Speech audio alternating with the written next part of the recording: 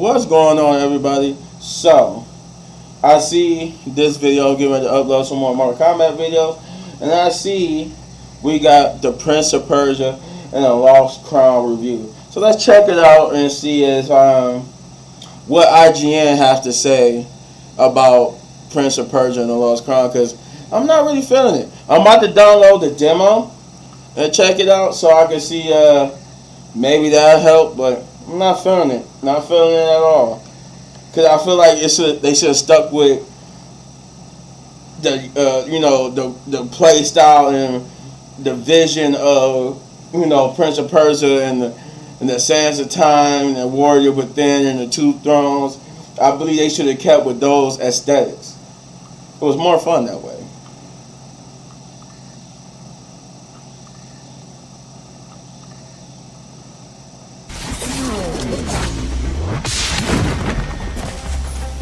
I fell in love with Prince of Persia: The Sands of Time way back in 2003. It helped redefine 3D action games with a clever rewind ability that enhanced its environmental puzzles and fast acrobatic combat. While the aughts saw a bunch of sequels with similar elements, none ever quite hit the same heights, and the 2010s were a parched desert for the series. But like an oasis, Prince of Persia: The Lost Crown finally nails what I loved about those classic Prince of Persia games. And it does so by placing the series' best ideas within a 2D Metroidvania framework that calls back to the roots of the 1989 original.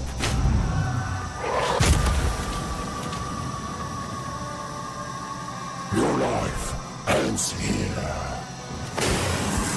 The Lost Crown excels in both the elements that make for a great Prince of Persia: platforming and combat. By bringing the whole game to a 2D viewpoint, it's able to hone in on precise, snappy controls that always feel great, and you can always see exactly what you need to do. Like the Sands of Time and 2009's Prince of Persia reboot, The Lost Crown constitutes a reimagining of the series, striking out in its own direction but maintaining some familiarity. The enticing basics are the same. As a quick, acrobatic protagonist, you explore a massive, semi-ruined location covered in deadly traps and filled with various soldiers and monsters you must overcome with strength and cunning.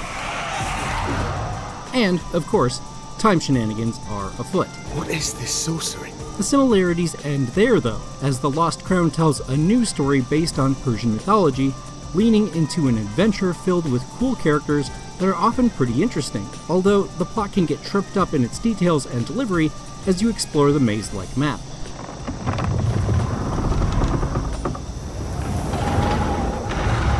At the heart of the tale are the Immortals, a group of 7 nearly superheroic warriors dispatched to the legendary Mount Kaf to rescue the kidnapped Prince of Persia. You play as Sargon, the youngest and most brash of the group. His struggles both with proving his place among the Immortals and with chasing down his mentor, who is responsible for the kidnapping, make him a compelling character throughout the twisty, though somewhat predictable journey. What is this all about? I wasn't planning on killing you, Sargon. Stay out of this. Sargon is a capable fighter from the start, and the fact that you have plenty of tools in combat right away is a huge part of why it works so well. Fighting enemies is as compelling as exploring the sprawling map, thanks to combat that emphasizes speed, reaction time, and pressing your advantage. Sargon's speed is his greatest strength, and even basic enemies hit hard enough that you always need to be reading their movements. The threat that most enemies present kept every battle exciting and important across my 25 hours in Mount Kaf, even on the normal difficulty mode, and the fun comes from learning to master everything at your disposal. Oh, damn. One of the Lost Crown's best ideas is to increase its focus on melee action beyond what you might expect from a typical Metroidvania. Think almost Sekiro meets Devil May Cry. Your focus in fights is on creating and maintaining combos that can give you an advantage. Kicking smaller enemies into the air allows you to juggle them, while you can sneak behind larger enemies to evade their blows. In addition to regular strikes, upward and downward attacks, and aerial maneuvers, Sargon also has moves that follow from dodges and slides, and heavier attacks that can be charged up or changed depending on when you execute them within a chain. All of his attacks are simple and easy to execute, but still made him feel like a fierce warrior at all times, especially as I learned how to read opponents and pull off combos that allowed me to absolutely dominate them. Adding to the thrill is the fact that combat is so damn stylish. Sargon and the other immortals who appear as NPCs zip across battlefields at impossible speeds as bright colors splash over the background. Parrying specific powerful attacks even triggers a quick execution cutscene that eliminates regular enemies outright. Miss a parry, however, and the Lost Crown will show you just how bad you messed up. Flashy sequences also mark Sargon's unlockable Athra Surge abilities, which have to be charged up by damaging enemies. These let you do things like throw several foes into the air at once, create a healing field, or fire a hugely powerful arrow with flare. Never is combat better than in boss battles, though. All the same rules of regular battles apply, with attacks that can be parried and some that trigger counters to land a huge, cinematic hit. But bosses all have similar tools to your own, like unparryable moves and even their own Athra abilities that you have to learn and avoid.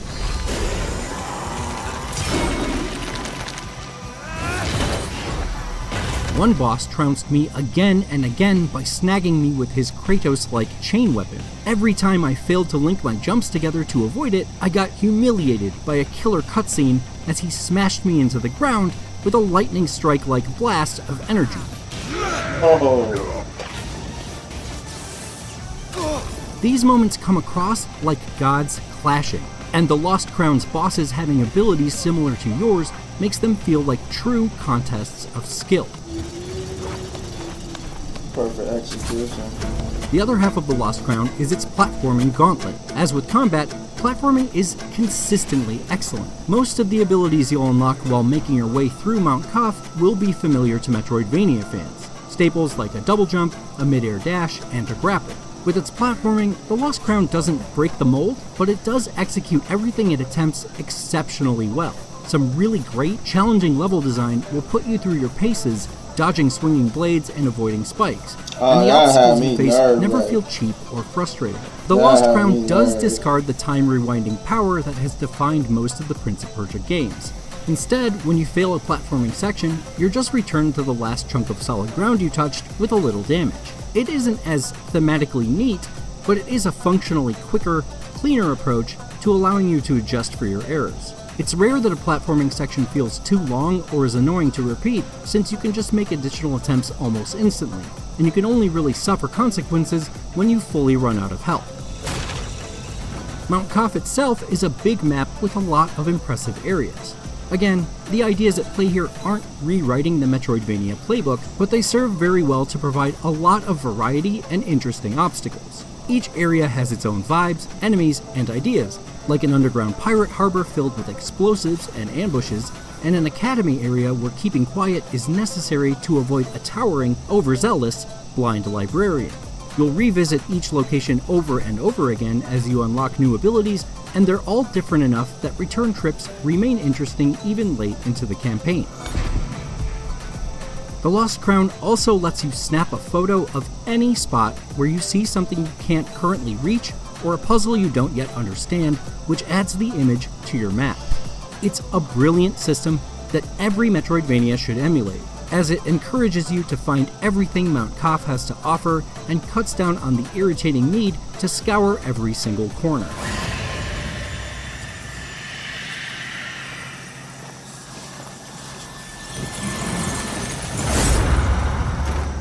My favorite location was a sea battle frozen in time, where you can walk on waves mid-crash. As you progress, you eventually restart time for part of the area, forcing you to travel through the stormy battle even as other parts of the location are still frozen, creating a very cool effect.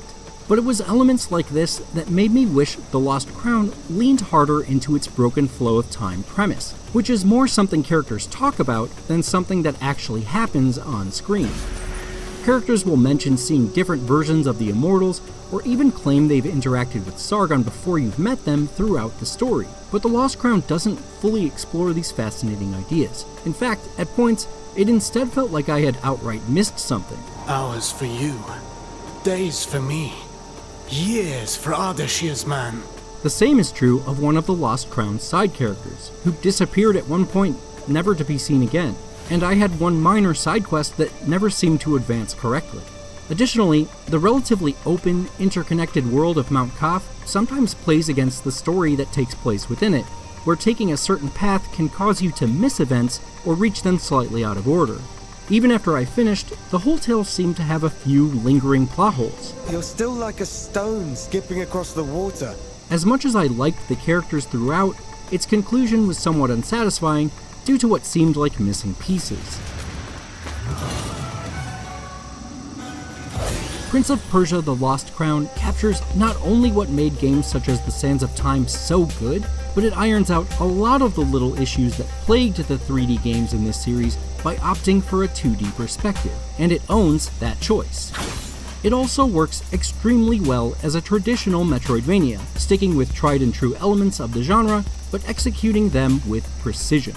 The story can feel a bit jumbled at times, but it's the fast and fun combat system, the tight and satisfying controls, and the stylish look and feel that elevates Sargon's journey and makes The Lost Crown a worthy successor to the best of the Prince of Persia legacy. Okay. For more recent Metroidvanias, check out our review of The Last Faith or Cookie Cutter. And for everything else, stick with IGN. Damn, they gave it an 8. Considering that last video they made, okay. Alright, I don't know, man. That it's not. I don't know. I'm just not feeling it. I'm not feeling it like that. I mean, it looked interesting to play. I mean, I probably will play it. I don't know. What you guys think? You want me to play it on the channel? Let me know in the comments down below. But yeah, that was higher than I would have gave it. At like just right now, maybe just off of looking at it, I would give this like a 5 or a 5.5. It wouldn't even get a 6 right now. But maybe I have to play it, and maybe my view will change. But you let me know in the comments down below what you thought too, and if you enjoyed, you know, to do bam, hit that for all of my season 3 reactions. And if you enjoyed the video so much, you want to support the channel, you know what to do, guys. Hit those buttons. And as always, hit any one of these videos for more of my amazing content. And that's all. Live, laugh, love, and get along together on this journey of mine. And yeah, some more Mortal Kombat gameplay coming up after this. Peace.